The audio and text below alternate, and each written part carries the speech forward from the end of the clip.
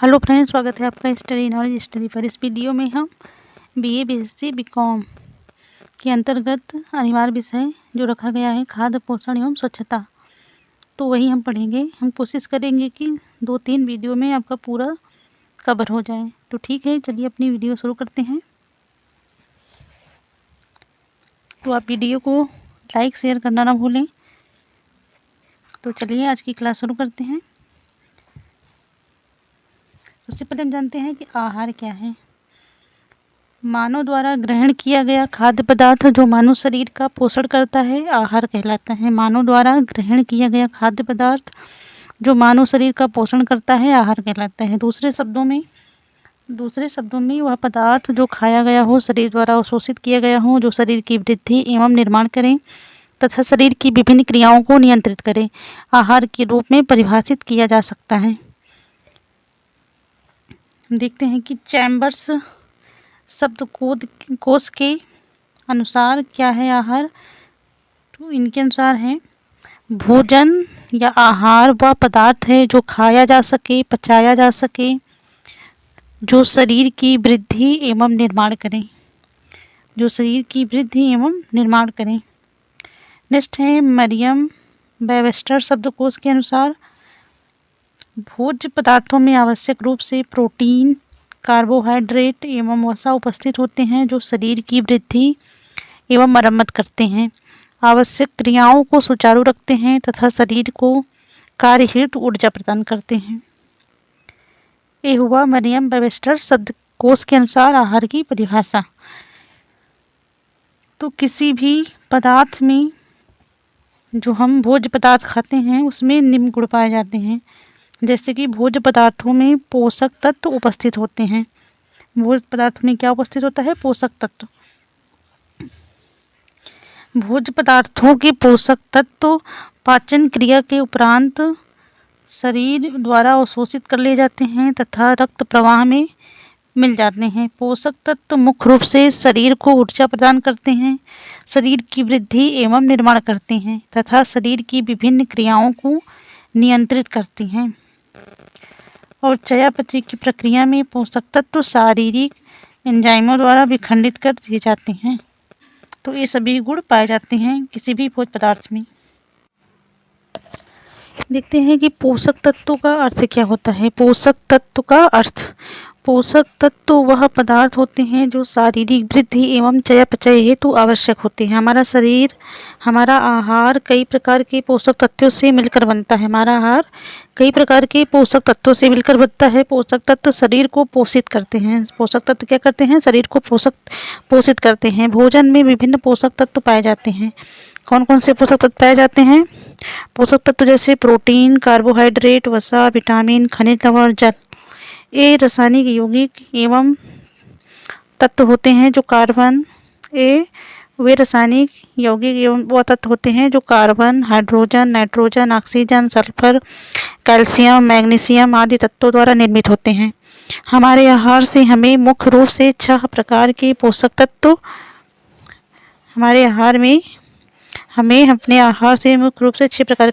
तत्व पाए जाते हैं जो निम्न हैं। जैसे प्रोटीन, कार्बोहाइड्रेट, वसा, विटामिन, खनिज लवण, जल।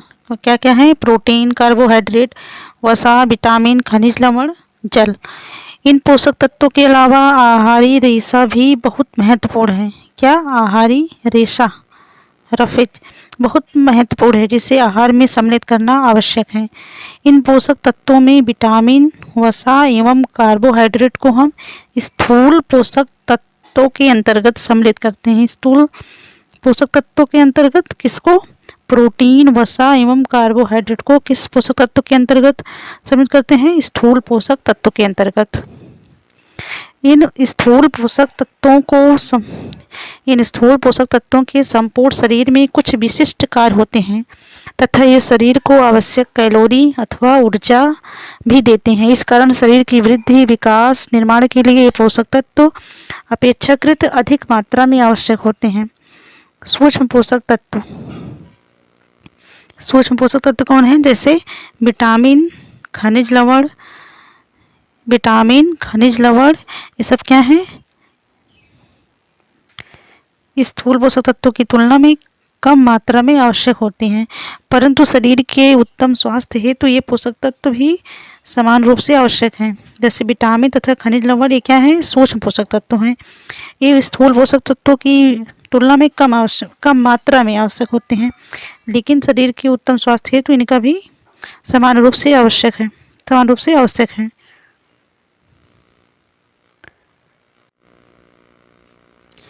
ये सूक्ष्म पोषक तत्व क्या करते हैं भी, स्थूल पोषक तत्वों के साथ मिलकर शरीर की सामान्य कार्य प्रणाली जैसे ऊर्जा स्तर, चयापचय, कोशिकीय कार्य तथा उत्तम शारीरिक एवं मानसिक स्वास्थ्य को बनाए रखने में मदद करते हैं।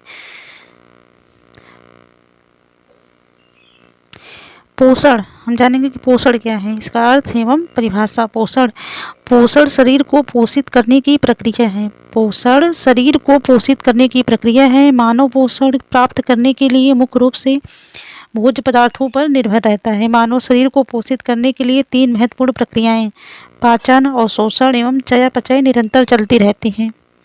पोषण एक विस्तृत शब्दावली है। पोषण के अंतर्गत कई प्रक्रियाएं सम्मिलित हैं, जैसे आहार ग्रहण करना, उसका पाचन, अवशोषण, चयापचय, उत्सर्जन एवं पोषक तत्वों का मानव स्वास्थ्य पर प्रभाव आदि। Council of foods and nutrition of the American medical association ने पोषण को निम्न प्रकार परिभाषित किया है। Council of foods and nutrition of the American medical association ने पोषण की क्या परिभाषा दी है? उनके अनुसार पोषण आहार, उसमें उपस्थित पोषक तत्वों, अन्य तत्वों, इनकी पारस्परिक क्रिया, इनकी स्वास्थ्य तथा रोग की स्थिति में क्रिया एवं संतुलन तथा वह सभी प्रक्रियाएं जिसके द्वारा जीव आहार ग्रहण करते हैं तथा उस आहार का पाचन, अवशोषण, परिवहन, उपयोग एवं उत्सर्जन करते हैं को पोषण विज्ञान है। पोषण क्या है? पोषण आहार, उसमें उपस्थित पोषक तत्वों, अन्य तत्वों, इनकी पारस्परिक क्रिया, इनकी स्वास्थ्य तथा रोग की स्थिति में क्रिया एवं संतुलन तथा वह सभी प्रक्रियाएं जिसके द्वारा जीव आहार ग्रहण करते हैं तथा उस आहार का पाचन, अवशोषण, परिवहन, उपयोग एवं उत्सर्जन करते हैं का विज्ञान है। विश्व स्वास्थ्य संगठन के अनुसार पोषण की परिभाषा क्या है? विश्व स्वास्थ्य संगठन के अनुसार शरीर की आहारी आवश्यकताओं को ध्यान में रखते हुए आहार ग्रहण करना पोषण है। WHO के अनुसार क्या है पोषण? शरीर की आहारी आवश्यकताओं को ध्यान में रखते हुए आहार ग्रहण करना पोषण है। पोषण की स्थितियाँ, मनुष्य जिस प्रकार का भोजन ग्रहण करता है वह उसके स्वास्थ्य को सीधे तौर पर प्रभावित करता है। सामान्यतः पोषण की मुख्य 2 स्थितियाँ देखी जा सकती हैं। पोषण की कौन सी स्थितियाँ? 2 स्थितियाँ देखी जा सकती हैं। पहला है सुपोषण, दूसरा कुपोषण। तो सुपोषण क्या है? सुपोषण अथवा उत्तम पोषण वह स्थिति है जब व्यक्ति पूर्ण रूप से स्वस्थ हो, उसमें कोई रोग के लक्षण न हो एवं वह अपनी आयु के अनुरूप क्रियाशील हो। जब व्यक्ति को उचित मात्रा में संतुलित आहार प्राप्त होता है तब वह सुपोषण की स्थिति में रहता है। इस स्थिति में व्यक्ति को आहार द्वारा सभी प्रकार के आवश्यक पोषक तत्व उचित एवं वांछित मात्रा में प्राप्त होते हैं। यह स्थिति व्यक्ति के उत्तम स्वास्थ्य को बनाए रखने के लिए आवश्यक है। पारंपरिक तौर पर यदि व्यक्ति किसी भी रोग से ग्रस्त नहीं है तो यह माना जाता है कि वह स्वस्थ है। जो व्यक्ति किसी रोग से ग्रसित नहीं होता है तो हम ऐसा मानते हैं कि वह स्वस्थ है।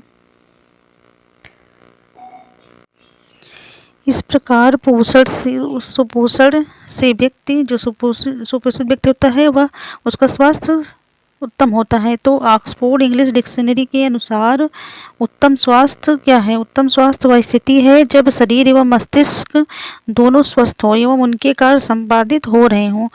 विश्व स्वास्थ्य संगठन के अनुसार उत्तम स्वास्थ्य क्या है? उत्तम स्वास्थ्य शरीर में केवल रोगों की अनुपस्थिति ही नहीं बल्कि यह पूर्ण रूप से शारीरिक, मानसिक एवं सामाजिक रूप से उत्तम स्थिति को प्राप्त करना है। WHO के अनुसार उत्तम स्वास्थ्य क्या है? उत्तम स्वास्थ्य शरीर में केवल रोगों की अनुपस्थिति ही नहीं बल्कि यह पूर्ण रूप से व्यक्ति शारीरिक, मानसिक एवं सामाजिक रूप से उत्तम स्थिति को प्राप्त करना है। यही क्या है? उत्तम स्वास्थ्य है।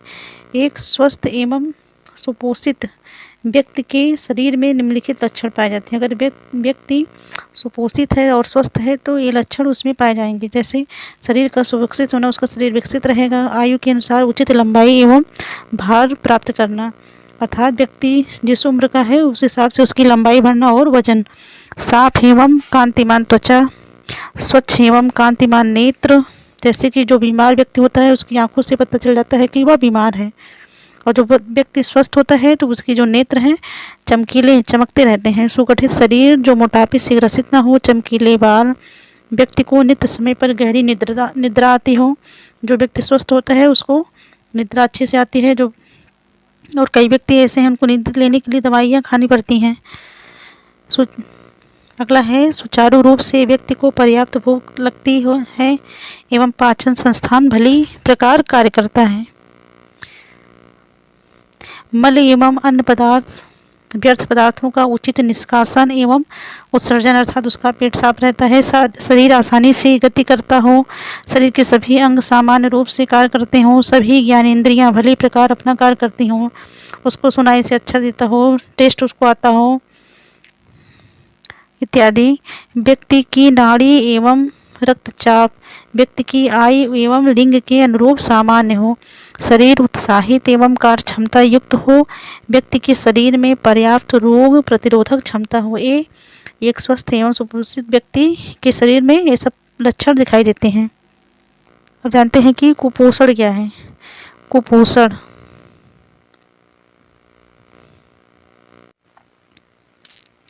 कुपोषण क्या है? सुपोषण की विपरीत स्थिति को कुपोषण कहा जाता है, अर्थात जो सब सुपोषण में पाया गया उसकी बिल्कुल विपरीत स्थिति को ही कुपोषण कहा जाता है। कुपोषण की स्थिति में व्यक्ति का शरीर कमजोर एवं रोगग्रस्त हो जाता है। व्यक्ति के आहार में यदि पोषक तत्वों की कमी हो अथवा पोषक तत्व आवश्यकता से अधिक मात्रा में उपस्थित हों, अर्थात कमी हो या अधिक मात्रा में उपस्थित हों, तो वे शरीर में कुपोषण की स्थिति उत्पन्न कर सकते हैं। कुपोषण की स्थिति में व्यक्ति को असंतुलित मात्रा में पोषक तत्व प्राप्त होते हैं। कुपोषण की दो स्थितियां होती हैं। कुपोषण की दो स्थितियां होती हैं, एक है अल्प पोषण और दूसरा है अति पोषण। तो अल्प पोषण का अर्थ है शरीर में एक या एक से अधिक पोषक तत्वों की कमी। अल्प पोषण का क्या मतलब है? एक या एक से अधिक पोषक तत्वों की कमी। अल्प पोषण की स्थिति में शरीर को पर्याप्त एवं आवश्यक मात्रा में पोषक तत्व प्राप्त नहीं हो पाते हैं। बच्चों में प्रोटीन, ऊर्जा, कुपोषण जैसे विटामिन ए की कमी द्वारा उत्पन्न स्थिति, जैसे रतौंधी, लौह लवण की कमी से उत्पन्न एनीमिया, अल्प पोषण द्वारा उत्पन्न कुपोषण के उदाहरण हैं। अल्प पोषण मुख्य रूप से निम्न दो कारणों द्वारा उत्पन्न होता है। अल्प पोषण मुख्य रूप से निम्न दो कारणों द्वारा उत्पन्न होता है, जैसे व्यक्ति को पर्याप्त मात्रा में भरपेट भोजन उपलब्ध ना हो। व्यक्ति को भरपेट भोजन तो उपलब्ध हो परंतु उपलब्ध भोजन में पौष्टिक तत्व का अभाव हो। अल्प पोषण की दशा में व्यक्ति शारीरिक रूप से कमजोर हो जाता है, उसकी कार्य क्षमता कम हो जाती है, व्यक्ति को विभिन्न रोग एवं संक्रमण शीघ्र घेर लेते हैं।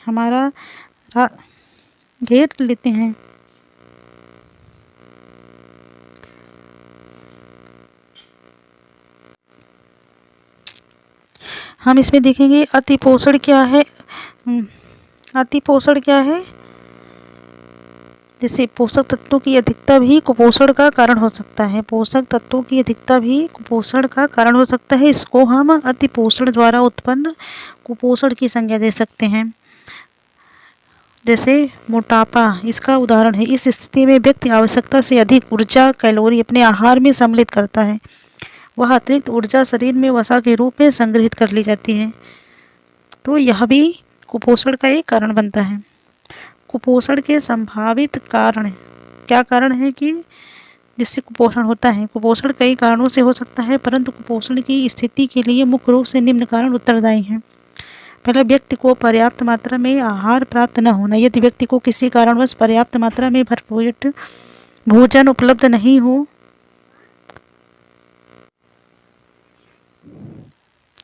उपलब्ध नहीं हो तो स्वतः ही उसके शरीर में पौष्टिक तत्वों की कमी हो जाएगी एवं वह कुपोषण से शीघ्र ग्रसित हो जाएगा। दूसरा है पोषक तत्वों की मांग की पूर्ति न होना। यदि व्यक्ति अपने आहार में विविध खाद्य पदार्थों को सम्मिलित नहीं करता तथा संतुलित आहार ग्रहण नहीं करता है तो उसके शरीर में कई पौष्टिक तत्वों की कमी हो सकती है। ऐसी स्थिति में व्यक्ति के आहार में प्रायः विविधता नहीं होती है, जिससे उसे भरपेट भोजन तो प्राप्त होता है परंतु सभी पौष्टिक तत्वों की शारीरिक आवश्यकता की पूर्ति नहीं हो पाती है। फलतः वह कुपोषण का शिकार हो सकता है। तीसरा है आयु, लिंग, क्रियाशीलता एवं शारीरिक अवस्था के अनुरूप भोजन की अनुपलब्धता।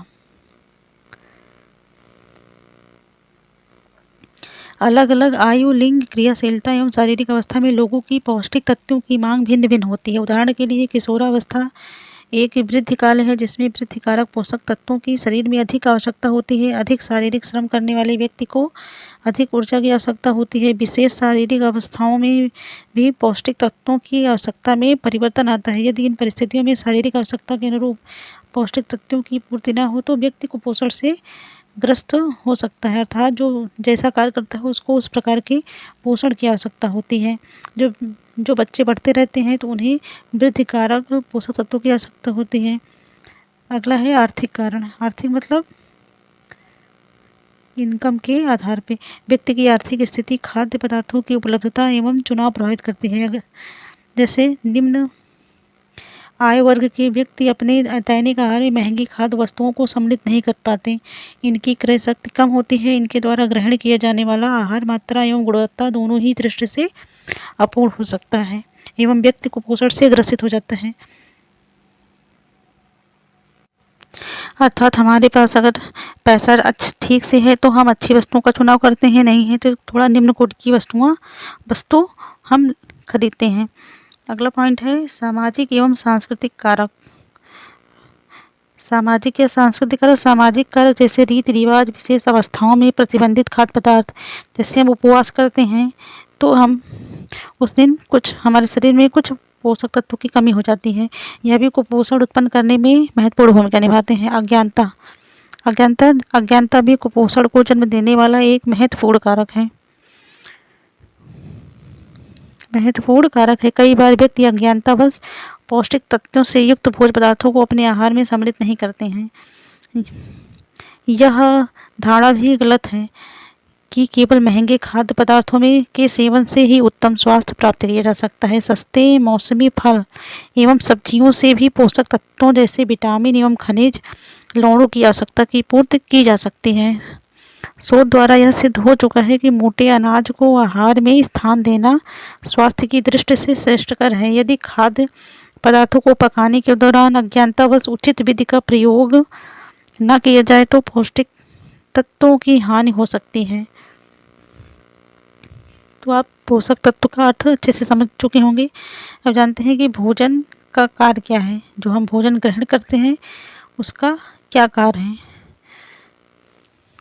शरीर में भोजन के कई कार्य होते हैं जिन्हें निम्न रूप से वर्गीकृत किया जा सकता है, जैसे शारीरिक कार्य, सामाजिक कार्य, मनोवैज्ञानिक कार्य। तो आइए इन कार्यों के बारे में जानें। शारीरिक कार्य क्या है। भोजन शारीरिक कार्य कैसे करेगा। जैसे भोजन मनुष्य की भूख को शांत करता है। भोजन जब हमें भूख लगती है तो हम भोजन करते हैं, जिससे क्या होता है हमारी भूख शांत हो जाती है। मनुष्य बिना भोजन कोई भी कार्य करने में समर्थ नहीं है। एक जटिल शारीरिक प्रक्रिया के उपरांत व्यक्ति को भूख का अनुभव होता है। हमारा पाचन तंत्र मस्तिष्क तक यह संदेश भेजता है कि हमें शारीरिक कार्यों हेतु आहार लेने की आवश्यकता है। मस्तिष्क इस संदेश की पहचान भूख के रूप में कर लेता है। तदुपरांत हमारे शरीर में भूख का तीव्र अनुभव होता है। ऐसे समय में यदि व्यक्ति को आहार प्राप्त हो तो उसकी भूख शांत हो जाती है एवं वह संतोष का अनुभव करता है। आहार न मिलने की स्थिति में व्यक्ति में अन्य लक्षण जैसे सिर दर्द, कमजोरी, जी मिचलाना आदि अनुभव होने लगते हैं। तो इससे आप भली बात परिचित होंगे। ऊर्जा प्रदान करना। और भोजन का काम क्या है। ऊर्जा प्रदान करना। विभिन्न शारीरिक क्रियाओं के संचालन के लिए एवं क्रियाशील जीवन जीने के लिए मनुष्य को ऊर्जा की आवश्यकता होती है। यह ऊर्जा मनुष्य को भोजन में निहित पोषक तत्वों जैसे कार्बोहाइड्रेट, वसा एवं प्रोटीन से प्राप्त होती है। ऊर्जा किससे प्राप्त होती है। कार्बोहाइड्रेट, वसा एवं प्रोटीन से प्राप्त होती है। यह पौष्टिक तत्व तो शरीर में ऑक्सीकृत होकर शरीर को ऊर्जा प्रदान करते हैं। यह ऊर्जा शरीर की ऐच्छिक एवं अनैच्छिक क्रियाओं के सफल संचालन एवं संपादन हेतु आवश्यक है। चलना, उठना, दौड़ना आदि मांसपेशी गतिविधियां ऐच्छिक क्रियाओं के अंतर्गत आती हैं। अनैच्छिक क्रियाओं जो शरीर में स्वतः ही संपादित होती हैं, जैसे हृदय का धड़कना, श्वसन तंत्र, पाचन तंत्र आदि आंतरिक अंगों का सुचारू रूप से कार्य करना। 1 ग्राम कार्बोहाइड्रेट से 4 किलो कैलोरी ऊर्जा प्राप्त होती है। चूँकि हमारे आहार में सर्वाधिक मात्रा में कार्बोहाइड्रेट तत्व उपस्थित होता है, तो हमारे शरीर को सर्वाधिक ऊर्जा कार्बोहाइड्रेट द्वारा प्राप्त होती है। साथ ही यह सुपाच्य भी होता है। 1 ग्राम वसा से हमें 9 किलो कैलोरी ऊर्जा तथा 1 ग्राम प्रोटीन से 4 किलो कैलोरी ऊर्जा प्राप्त होती है। 1 ग्राम वसा से हमें 9 किलो कैलोरी ऊर्जा तथा 1 ग्राम प्रोटीन से 4 किलो कैलोरी ऊर्जा प्राप्त होती है। अगला पॉइंट है शरीर का निर्माण एवं ऊतकों की टूट फूट की मरम्मत। भोजन में इसका भी महत्व है। भोजन का एक अन्य महत्वपूर्ण कार्य है शरीर का निर्माण। क्या? शरीर का निर्माण करना। शरीर की आधारभूत न्यूनतम इकाई कोशिका के निर्माण हेतु प्रोटीन, जल एवं अन्य पौष्टिक तत्वों की आवश्यकता होती है। शरीर निर्माण का कार्य जन्म से पूर्व भी प्रारंभ हो जाता है एवं तब तक चलता रहता है जब तक व्यक्ति का पूर्ण शारीरिक विकास नहीं हो जाता तथा व्यक्ति संपूर्ण लंबाई एवं भार प्राप्त नहीं कर लेता। शरीर में कई बार ऊतकों की टूट फूट होती रहती है। इनके पुनः निर्माण हेतु भी पौष्टिक तत्वों की आवश्यकता होती है। वयस्क व्यक्ति शरीर में पौष्टिक तत्वों की मांग केवल शारीरिक वृद्धि हेतु नहीं, अपितु शारीरिक क्रियाओं को सुचारू बनाए रखने हेतु एवं ऊतकों की टूट फूट की मरम्मत हेतु भी होती है। शैशवावस्था, बाल्यावस्था एवं किशोरावस्था में पौष्टिक तत्व शरीर निर्माण का कार्य संपादित करते हैं। शरीर निर्माण करने वाले प्रमुख पौष्टिक तत्व हैं प्रोटीन, खनिज लवण एवं जल। प्रत्येक कोशिका के निर्माण के लिए प्रोटीन की आवश्यकता होती है। कोशिकाओं में होने वाली कई रासायनिक प्रक्रियाओं में भी प्रोटीन का विशेष स्थान है। शरीर निर्माण की दृष्टि से कैल्शियम, फास्फोरस, मैग्नीशियम, लौह लवण एवं आयोडीन जैसे खनिज लवण महत्वपूर्ण हैं। तो अगला काम है भोजन का। शरीर की रोग प्रतिरोधक क्षमता में वृद्धि करना। भोजन में उपस्थित पोषक तत्व शरीर की रोग प्रतिरोधक क्षमता में वृद्धि करते हैं। विटामिन, खनिज लवण एवं प्रोटीन वही पोषक तत्व हैं जो शरीर की रोग प्रतिरोधक क्षमता में वृद्धि करते हैं। विटामिन एवं खनिज लवण सुरक्षात्मक पोषक तत्व के रूप में जाने जाते हैं। विटामिन एवं खनिज लवण किस पोषक तत्व के रूप में जाने जाते हैं? सुरक्षात्मक, अर्थात हमें रोगों से हमारी सुरक्षा करते हैं।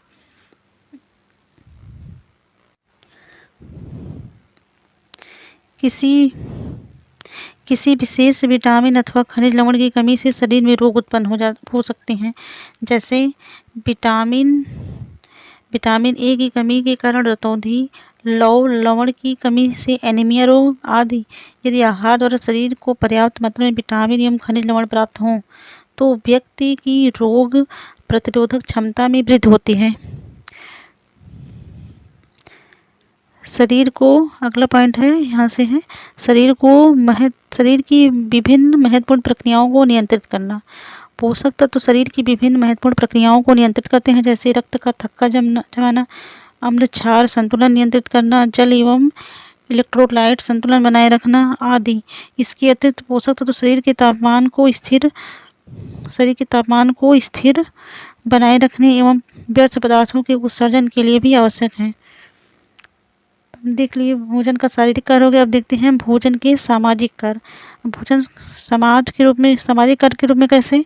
जैसे हमारे समाज में अधिकांश विशेष अवसरों में रीतियों एवं परंपराओं के अनुसार भोजन बनाया एवं परोसा जाता है। धार्मिक पर्वों जैसे होली, दिवाली, ईद आदि में लोग भांति भांति के पकवान बनाए जाते हैं एवं इनके माध्यम से अपनी प्रसन्नता व्यक्त करते हैं। भोजन व्यक्तियों को साथ लाने का एक महत्वपूर्ण माध्यम भी है। जैसे पार्टी, पिकनिक आदि आयोजनों में व्यक्ति अपने परिवार या मित्रों के साथ भोजन ग्रहण करता है। साथ में भोजन ग्रहण करने से अधिकांश वातावरण आनंदमय एवं प्रफुल्लित हो जाता है। अतिथियों के स्वागत में हम विशेष भोजन परोसते हैं। जब हम किसी रोगी से मिलने जाते हैं तो साथ में फल आदि ले जाते हैं।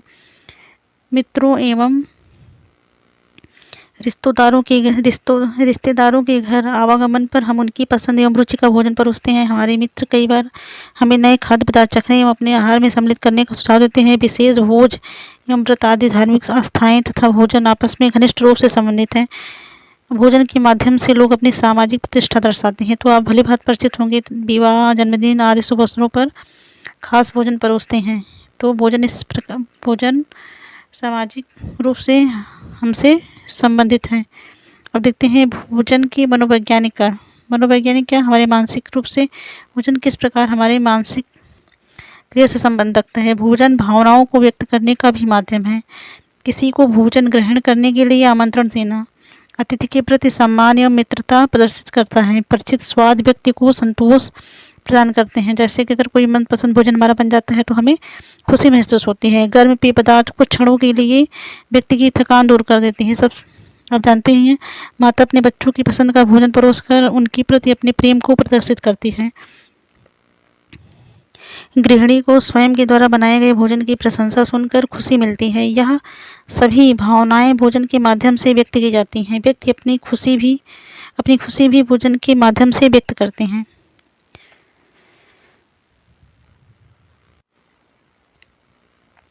पोषक तत्वों के कार्य। पोषक तत्वों के क्या कार्य हैं?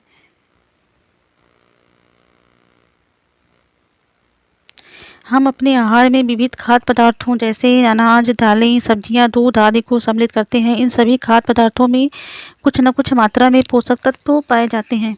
पोषक तत्व वह रासायनिक यौगिक है जो शरीर के पोषण में सहायक होते हैं। जैसे कार्बोहाइड्रेट, प्रोटीन, वसा, विटामिन, खनिज लवण एवं जल विभिन्न पोषक तत्व हैं जो हमारे आहार में पाए जाते हैं। अलग अलग पोषक तत्व अलग अलग कार्यों को संपादित करते हैं। तो पोषक तत्वों के कार्यों का वर्णन निम्नलिखित है। जैसे कार्बोहाइड्रेट पहला है।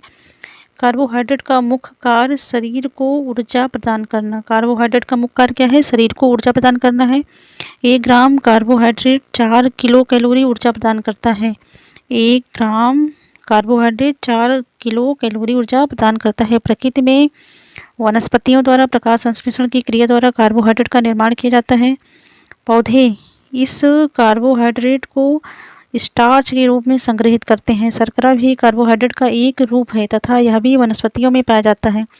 कार्बोहाइड्रेट कार्बनिक यौगिक है एवं कार्बोहाइड्रेट क्या है? कार्बनिक यौगिक है। यह कार्बन, हाइड्रोजन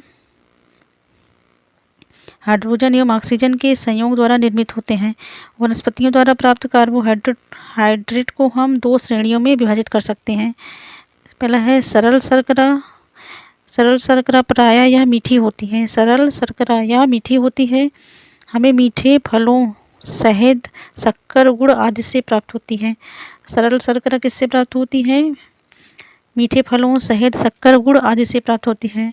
दूसरा है स्टार्च। यह फीका एवं श्वेत रंग का होता है। वनस्पतियों में कार्बोहाइड्रेट मुख्य रूप से स्टार्च के रूप में संग्रहित रहता है। वनस्पतियों में जो कार्बोहाइड्रेट होता है किसके रूप में संग्रहित रहता है? स्टार्च के रूप में।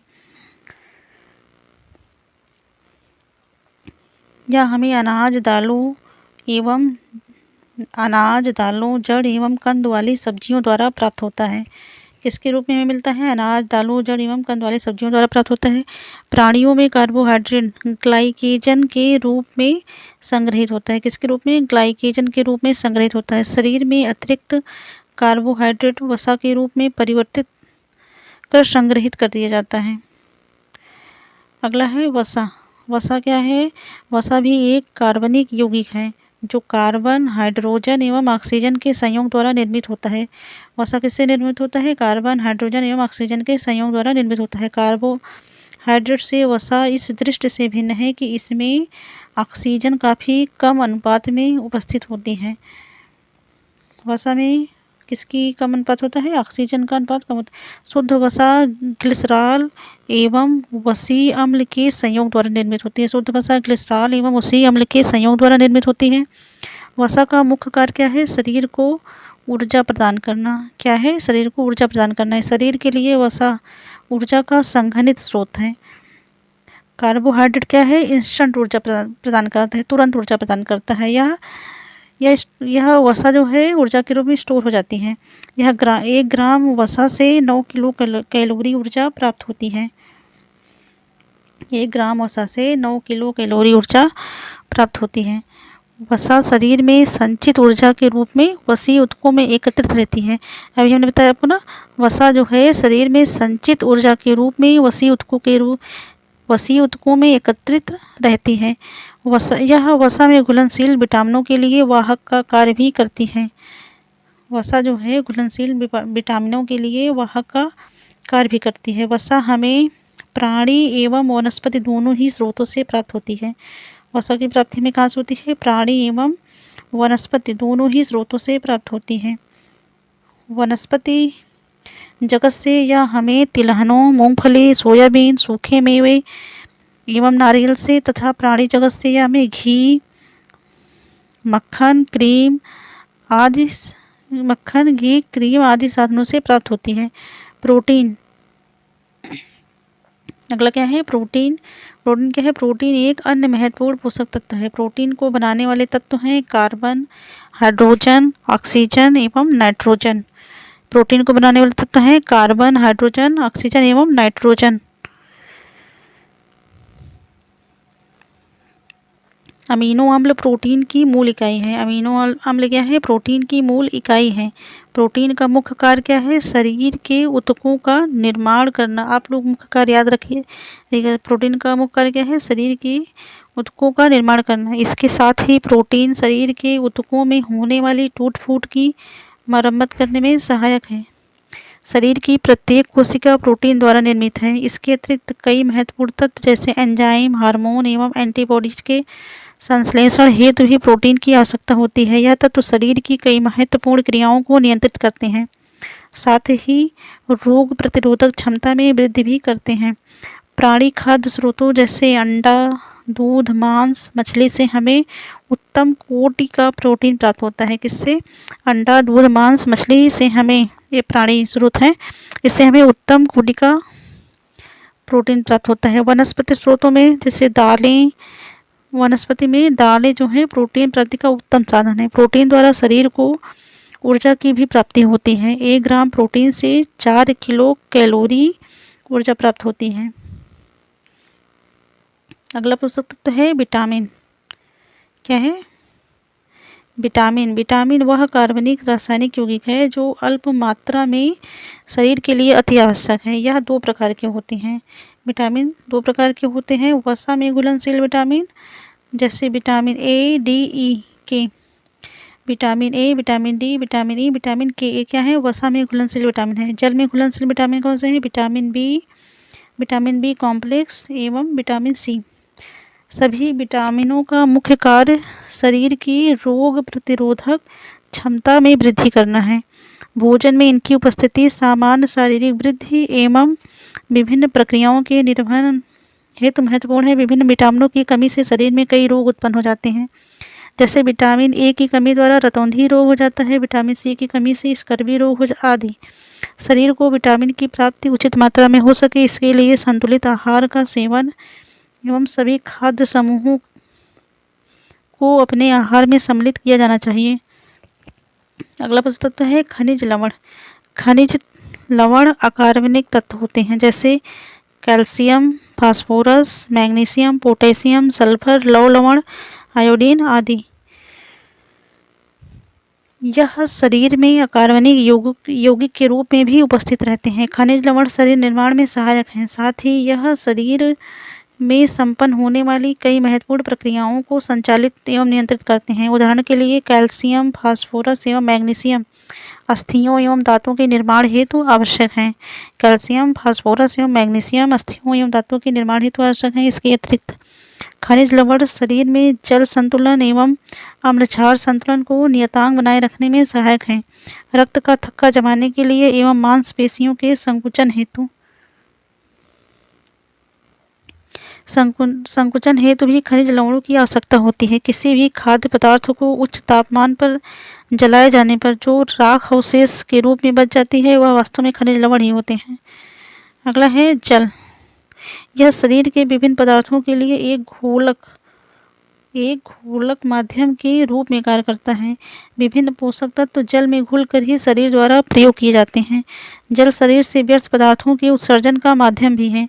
शुद्ध पेय जल, तरल पेय पदार्थ, फलों सब्जियों का रस एवं भोजन शरीर में जल प्राप्ति के विभिन्न साधन हैं। जैसे शुद्ध पेयजल, जल पिए, तरल पेय पदार्थ, फलों सब्जियों का रस एवं भोजन शरीर जल प्राप्ति के विभिन्न साधन हैं। पोषक तत्वों का उनके कार्य के आधार पर वर्गीकरण। पोषक तत्वों का उनके कार्य के आधार पर वर्गीकरण। जैसे पोषक तत्वों को उनके द्वारा शरीर में संपादित किए जाने वाले कार्यों के आधार पर वर्गीकृत किया जा सकता है। पोषक तत्वों को उनके कार्यों को ध्यान में रखते हुए 3 प्रमुख समूहों में विभाजित किया गया है। ऊर्जा प्रदान करने वाले पोषक तत्व, निर्माणात्मक पोषक तत्व और संरक्षात्मक पोषक तत्व।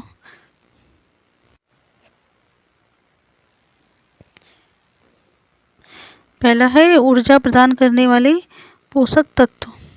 विभिन्न शारीरिक क्रियाओं के अतिरिक्त शरीर के तापमान को बनाए रखने के लिए, मांसपेशियों में संकुचन के लिए, हृदय की गति बनाए रखने के लिए तथा व्यर्थ पदार्थों के निष्कासन के लिए ऊर्जा की आवश्यकता होती है। वसा एवं कार्बोहाइड्रेट को ऊर्जा प्रदान करने वाले पोषक तत्वों की श्रेणी में रखा जाता है। किसे? कार्बोहाइड्रेट एवं वसा को किस श्रेणी में रखा जाता है?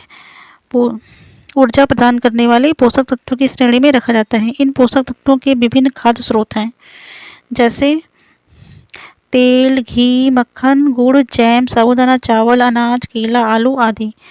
अगला है निर्माणात्मक पोषक तत्व। ये क्या होते हैं? इस वर्ग में प्रोटीन सम्मिलित हैं। इस वर्ग में निर्माणात्मक पोषक तत्व में कौन सम्मिलित है? प्रोटीन सम्मिलित है। प्रोटीन के द्वारा नई कोशिकाओं का निर्माण किया जाता है, साथ ही टूटी फूटी कोशिकाओं का पुनः निर्माण भी होता है। इसी कारण शरीर में वृद्धि या बढ़त होती है। दालें, दूध, अंडा, मांस, मछली, सोयाबीन इसके प्रमुख खाद्य स्रोत हैं। अगला है संरक्षात्मक पोषक तत्व, अर्थात जो हमें सुरक्षा प्रदान करते हैं। किनसे? रोगों से। विटामिन व खनिज लवण इस श्रेणी के अंतर्गत आते हैं। इस वर्ग के पोषक तत्व हमारे शरीर की जैविक क्रियाओं को नियंत्रित करते हैं तथा शरीर में नियमन का कार्य करने में सहायक होते हैं। इन तत्वों के असंतुलन से शरीर का विकास प्रभावित होता है और व्यक्ति अनेक रोगों से पीड़ित हो सकता है। इसके स्रोत हैं दूध, घी, पत्तेदार हरी सब्जियां, अन्य सब्जियां, फल आदि। इन पोषक तत्वों को पाने के अच्छे साधन हैं।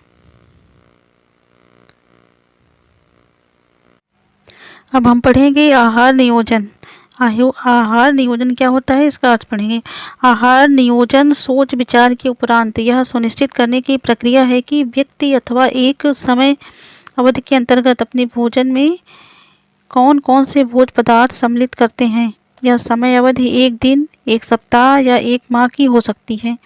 इस अवधि में व्यक्ति के आहार का स्वरूप आहार नियोजन द्वारा सुनिश्चित किया जाता है। मतलब व्यक्ति 1 सप्ताह, एक महीने, मतलब उसका जो खान पान का ब्यौरा है क्या रहेगा, उसका नियोजन किस प्रकार किया जाएगा, तो आहार नियोजन द्वारा सुनिश्चित किया जाता है। भोजन किस प्रकार का होगा, उसमें कौन से व्यंजन सम्मिलित होंगे, कितनी मात्रा में एवं किस समय पर भोजन ग्रहण किया जाना चाहिए। इन सभी प्रश्नों के उत्तर आहार नियोजन के माध्यम से किए जा सकते हैं। एक बार आहार के माध्यम से प्राप्त किए जा इन सभी प्रश्नों के उत्तर आहार नियोजन के माध्यम से प्राप्त किए जा सकते हैं। एक बार आहार का स्वरूप तैयार हो जाने पर कच्ची खाद्य सामग्री क्रय की जा सकती है। केवल एक व्यक्ति की अपेक्षा संपूर्ण परिवार के लिए आहार नियोजन करना एक जटिल कार्य है, जहां प्रत्येक सदस्य की पोषणीय आवश्यकताएं भिन्न भिन्न होती हैं। आहार नियोजन सामान्य एवं रोगग्रस्त दोनों प्रकार के व्यक्तियों के लिए महत्वपूर्ण है। परिवार के सभी सदस्यों को उचित पोषण प्राप्त हो, इसके लिए आहार नियोजन आवश्यक है। जैसे अगर हम किसी परिवार का आहार नियोजन कर रहे हैं तो हम प्रत्येक सदस्यों के पोषक तत्वों को ध्यान में रखते हुए कि उसको किस पोषक तत्व की ज़्यादा ज़रूरत है, किसकी नहीं। अगर कोई व्यक्ति रोगी है तो उसका आहार नियोजन किसी और प्रकार से रहेगा। बच्चे हैं, उनका आहार नियोजन किसी और प्रकार से रहेगा। वयस्क हैं तो उनका आहार नियोजन अन्य प्रकार से रहेगा। तो आहार नियोजन के उद्देश्य क्या है? आहार नियोजन का उद्देश्य क्या है? आहार नियोजन का मुख्य उद्देश्य है कि सभी व्यक्तियों को उनकी आवश्यकता के अनुरूप पर्याप्त पोषक तत्वों की प्राप्ति हो। आहार नियोजन के अन्य उद्देश्य निम्न प्रकार हैं, जैसे यह सुनिश्चित करना कि व्यक्ति किस समय किस प्रकार का एवं कितनी मात्रा में भोजन ग्रहण करेगा। आहार को रुचिकर बनाने हेतु एवं उसमें विविधता लाने के लिए पांचों खाद्य समूहों में से अलग अलग खाद्य पदार्थों को आहार में सम्मिलित करना। खाद्य पदार्थों को क्रय करने संबंधी निर्णय लेना एवं पारिवारिक खाद्य बजट को नियंत्रित करना। आहार नियोजन करने से पूर्व, ये सभी उद्देश्य हैं। आहार नियोजन करने से पूर्व व्यक्ति को कुछ मूलभूत जानकारी अवश्य होनी चाहिए। जैसे अगर हम आहार नियोजन कर रहे हैं तो हमें किन बातों का ध्यान देना होगा? पोषक तत्व एवं उनके स्रोत, अर्थात जो पोषक तत्व हमें चाहिए उनके स्रोत क्या हैं। पोषक तत्वों की शारीरिक मांग एवं विभिन्न व्यक्तियों के लिए पोषक तत्वों की अनुशंसित मात्राएं, मतलब किस व्यक्ति को कितना पोषक तत्व की जरूरत है। व्यक्तियों की आहारी आदतें एवं आहारी इतिहास, मौसम के अनुरूप खाद्य पदार्थों की उपलब्धता एवं इनका अनुमानित क्रय मूल्य, अर्थात उसका मूल्य कितना है। अगर कोई रोगी व्यक्ति है तो डॉक्टर उसको अलग प्रकार से उसका खान पान बताते हैं। तो पोषणीय आवश्यकता क्या है? एक टर्म है, क्या है? पोषणीय आवश्यकता। किसी भी व्यक्ति की पोषणीय आवश्यकता इस तथ्य की जानकारी है कि व्यक्ति विशेष की आयु, लिंग, व्यवसाय, विशिष्ट शारीरिक अवस्था एवं जलवायु के अनुरूप उसके शरीर को किसी विशिष्ट पौष्टिक तत्व की कितनी मात्रा अनुपात में आवश्यकता है। यह मात्रा उतनी ही होनी चाहिए जो उसकी समस्त सामान्य शारीरिक क्रियाओं को संपादित करने में सहायक सिद्ध हो। तो अब जानेंगे कि आहार नियोजन के सिद्धांत के।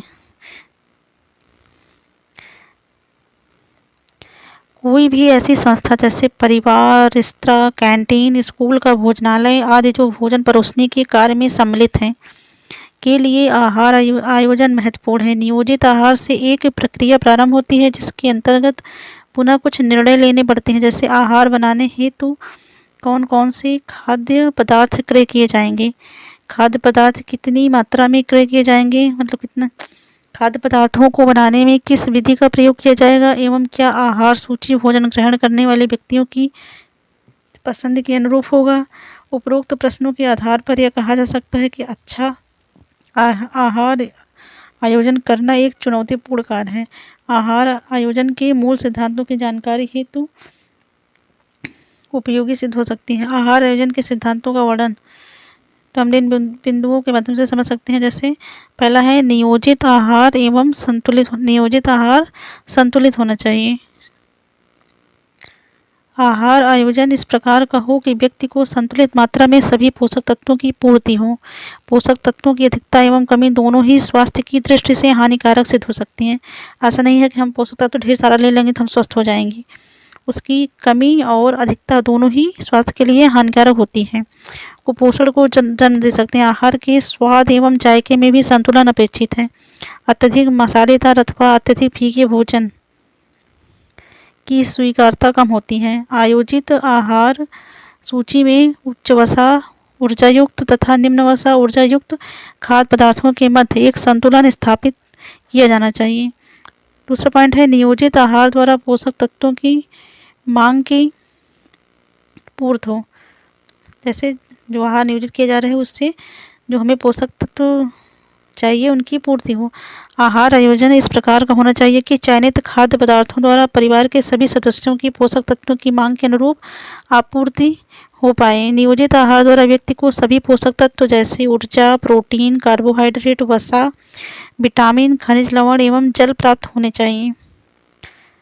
अगला पॉइंट है आहार नियोजन में परिवार कि सभी सदस्यों की आवश्यकताओं की पूर्ति की व्यवस्था हो। ऐसा नहीं कि किसी एक व्यक्ति को ध्यान में रखकर आहार नियोजन किया जाना चाहिए। कभी कभी किसी किसी घर में होता है कि एक ही व्यक्ति की पसंद के खाने बनते हैं, तो ऐसा नहीं होना चाहिए। अलग अलग परिवारों के लिए अलग अलग प्रकार के आहार नियोजन की आवश्यकता होती है। पसंद अलग बात है लेकिन पोषक तत्वों का ध्यान जरूरी है।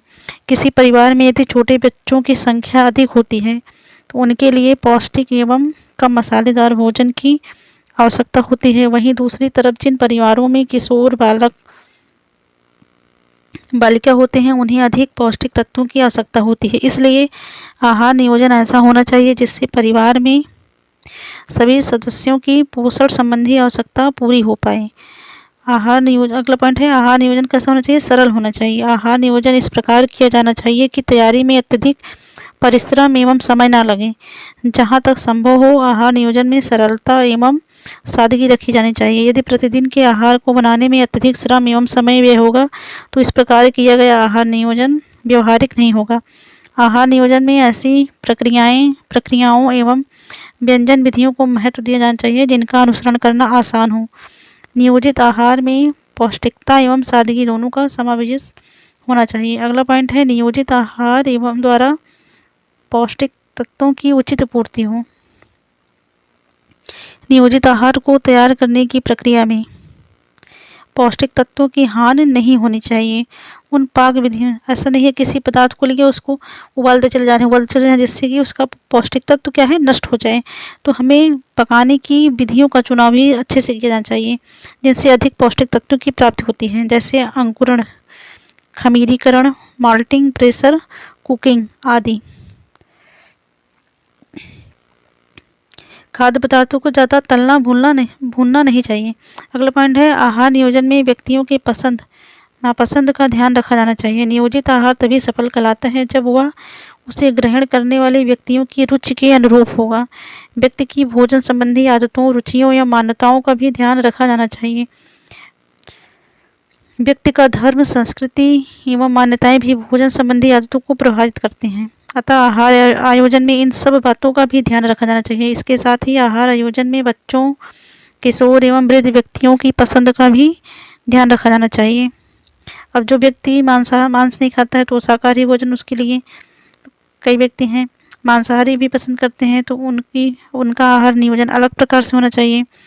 बच्चे कुछ लेकिन उनके आहार आयोजन करते समय हम जो पोषक तत्व उन पदार्थों से प्राप्त हो रहे हैं उनकी जगह हम दूसरे पदार्थ रख सकते हैं ताकि उन पोषक तत्वों की कमी ना होने पाए।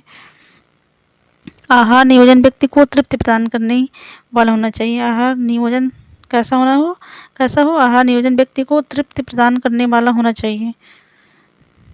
प्रत्येक नियोजित आहार व्यक्ति को तृप्ति प्रदान करने वाला होना चाहिए। आहार इस प्रकार का हो कि दो भोजन काल के मध्य के समय में व्यक्ति को भूख का अनुभव न हो।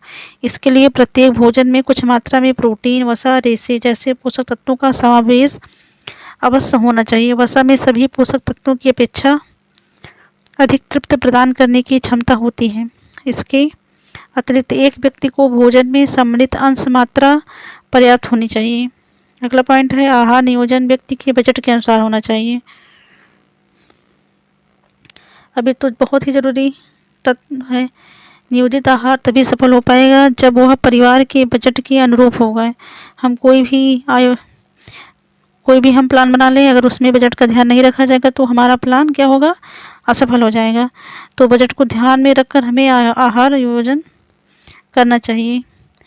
यदि आहार नियोजन में ऐसी खाद्य वस्तुएं सम्मिलित की गई हैं जिनका मूल्य बहुत अधिक है तथा इनके कारण व्यक्ति के बजट में बहुत वृद्धि हो रही है तो ऐसा आहार नियोजन ना तो व्यवहारिक कहलाएगा और ना ही सफल सिद्ध होगा।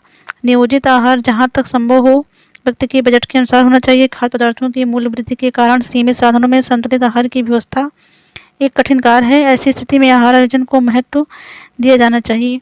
खाद्य पदार्थों के बाजार मूल्य का समय समय पर विश्लेषण करना चाहिए। जब खाद्य पदार्थों का मूल्य अपेक्षाकृत कम हो तो उन्हें अधिक मात्रा में क्रय किया जा सकता है। ऐसी स्थिति में मौसमी फलों एवं सब्जियों की उचित संरक्षण की विधियां भी प्रयोग में लाई जा सकती हैं। घर के बगीचे से भी कुछ मात्रा में ताजे फल एवं सब्जियां प्राप्त की जा सकती हैं। मोटे अनाज, हरी सब्जियां कुछ विटामिनों, खनिज लवणों एवं अन्य पोषक तत्वों का उत्तम स्रोत हैं। इनका मूल्य भी कम होता है। स्थान विशेष में उपलब्ध खाद्य वस्तुओं का अधिक मात्रा में प्रयोग किया जाना चाहिए। इसके अतिरिक्त खाद्य पदार्थों को राशन की दुकान से क्रय करने एवं खाद्य पदार्थ की व्यर्थ बर्बादी को नियंत्रित करने से भी बजट की सीमाओं के अनुरूप आहार नियोजन संभव है। अगला पॉइंट है आहार नियोजन में खाद्य पदार्थों की उपलब्धता का ध्यान रखा जाना चाहिए।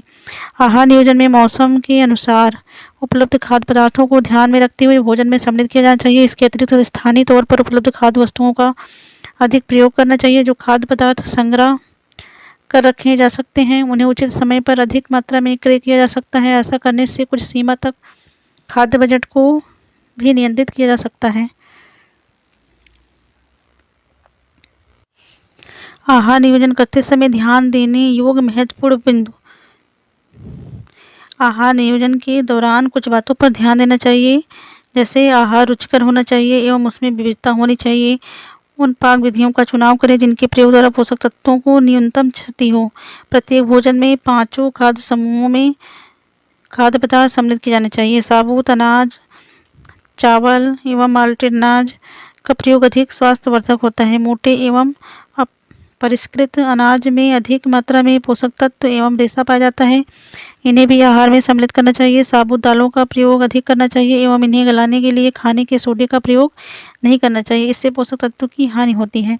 अनाज एवं दालों के मिश्रित प्रयोग द्वारा आहार में प्रोटीन की गुणवत्ता में वृद्धि की जा सकती है। रेशे युक्त भोज्य पदार्थों का आहार में अधिक प्रयोग करें। आहार में कच्ची सब्जियों एवं फलों को भी सम्मिलित करें, जैसे सलाद वगैरह। आहार आयोजन में प्रतिदिन न्यूनतम 100 मिलीलीटर दूध सम्मिलित करें। वसा एवं तेल के माध्यम से शरीर को प्रतिदिन 15 से 20% एवं शक्कर द्वारा 5% ऊर्जा प्राप्त हो। अंडे को आहार में सम्मिलित करने से प्रोटीन की गुणवत्ता में वृद्धि की जा सकती है। मांस या पोल्ट्री उत्पाद के प्रयोग की अपेक्षा आहार में मछली का प्रयोग अधिक स्वास्थ्यवर्धक है। एक समय पर भरपेट भोजन ग्रहण करने की अपेक्षा छोटे छोटे अंतरालों पर कम मात्रा में भोजन ग्रहण करना चाहिए। आहार में ट्रांस फैट्स अथवा हाइड्रोजनीकृत वसा का प्रयोग कम अथवा नहीं करना चाहिए। अगर इनका प्रयोग करें तो कम करें अथवा नहीं करें। विभिन्न प्रकार के वनस्पति तेलों का प्रयोग, जैसे सरसों, मूंगफली, सूरजमुखी, जैतून, ताड़ का तेल आदि अधिक स्वास्थ्यवर्धक होता है। प्रौढ़ व्यक्ति अपने आहार में वसा, तेल एवं शक्कर का प्रयोग संतुलित मात्रा में करें। संतुलित आहार के माध्यम से एंटीऑक्सीडेंट की भी प्राप्ति होनी चाहिए। हल्दी, सोयाबीन, फल, अदरक, पुदीना आदि एंटीऑक्सीडेंट के अच्छे खाद्य स्रोत हैं। इन्हें भी अपने आहार में सम्मिलित करना चाहिए। आहार निर्देश, खाद्य पिरामिड, आहार विनिमय सूची आदि आहार नियोजन में सहायक सिद्ध होते हैं। आहार में नमक का अधिक प्रयोग स्वास्थ्य को हानि पहुंचाता है। स्त्रियों के आहार में लौह लवण युक्त खाद्य पदार्थों को अवश्य सम्मिलित करना चाहिए। अगला टॉपिक है आहार नियोजन के चरण। किसी भी व्यक्ति अथवा परिवार में अलग अलग सदस्य हो तो आहार नियोजन करने के कई चरण हैं। ये चरण निम्नलिखित हैं। सर्वप्रथम, व्यक्ति की शारीरिक स्थिति और पोषण संबंधी आवश्यकताओं के विषय में ज्ञान आवश्यक है। व्यक्ति की शारीरिक स्थिति व पोषण की संबंधी आवश्यकता के विषय में ज्ञान आवश्यक है। आयु के संतुलित आहार नियोजन करने के लिए तथा पोषक तत्वों की आवश्यकता के संदर्भ में जानकारी प्राप्त करने के लिए भारतीय आयुर्विज्ञान परिषद द्वारा प्रस्तावित अनुशंसित आहार पद्धतियों का प्रयोग किया जाना चाहिए। इनमें व्यक्ति के अनुसार पोषक तत्वों की आवश्यक मात्रा के संबंध में जानकारी प्राप्त की जा सकती है। अगला पॉइंट है आहार नियोजन की समय अवधि निश्चित करें। इस चरण में इस तथ्य पर विचार कर लें कि आहार नियोजन कितनी समय अवधि, जैसे 1 दिन, 1 सप्ताह, 15 दिन के लिए किया जाएगा। अगला पॉइंट है आहार नियोजन के लिए खाद्य पदार्थों का चुनाव कर सूची बना लें। खाद्य पदार्थों का चुनाव 5 खाद्य समूहों में से करें। खाद्य पदार्थों की सूची बनाने के लिए खाद्य समूहों का अथवा आहार विनिमय सूची का प्रयोग किया जा सकता है। खाद्य पदार्थों के चुनाव को उनकी उपलब्धता एवं मूल्य प्रभावित करते हैं। अगला पॉइंट है आहार नियोजन की सूची के अनुसार खाद्य पदार्थों को क्रय करना चाहिए। बाजार मूल्य एवं खाद्य पदार्थों की गुणवत्ता का विश्लेषण करने के उपरांत ही खाद्य वस्तुओं का क्रय करना चाहिए। खाद्य पदार्थों को क्रय करना उनकी उपलब्धता, गुणवत्ता एवं मूल्य पर निर्भर करता है। क्रय किए गए खाद्य पदार्थों के आधार पर आहार नियोजन करना।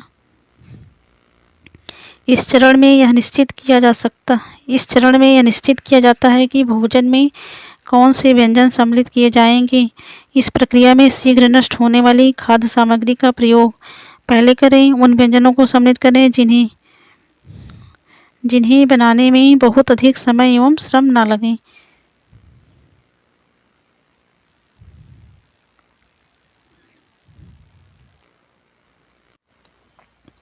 तो ये रहे आपके चरण। तो ठीक है, वीडियो ज़्यादा लंबी हो जाएगी, इसके आगे हम नेक्स्ट वीडियो में पढ़ेंगे।